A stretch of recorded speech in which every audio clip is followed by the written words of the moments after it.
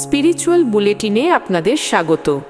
আজ আমরা শ্রীমা সারদা দেবীর আরেকটি গভীর উপদেশ নিয়ে আলোচনা করব, যা আমাদের জীবনের পথকে আলোকিত করবে। শ্রীমা ছিলেন রামকৃষ্ণ গতপ্রাণা। তার প্রতিটি কাজ, প্রতিটি কথা, প্রতিটি চিন্তায় ঠাকুর থাকতেন জড়িয়ে। আমার মা দিদিমাকে বলতেন, জীবনের প্রতিটি পদক্ষেপে ঠাকুরকে স্মরণ রেখো, তাহলে কোনো কষ্টকে আর কষ্ট বলে মনে হবে না। জীবনে দুঃখ কষ্ট কার বা নেই, ওসব তো থাকবেই। তার নাম নিলে, তাকে আশ্রয় করলে তিনি শক্তি দেবেন।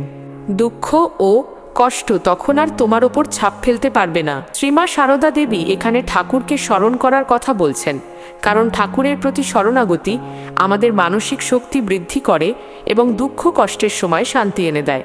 মায়ের এই উপদেশ আমাদের মনে করিয়ে দেয় যে আধ্যাত্মিক পথে চললে জীবনের কঠিন পরিস্থিতি মোকাবেলা করা সহজ হয়। স্পিরিচুয়াল বুলেটিনের সাথে থাকার জন্য ধন্যবাদ।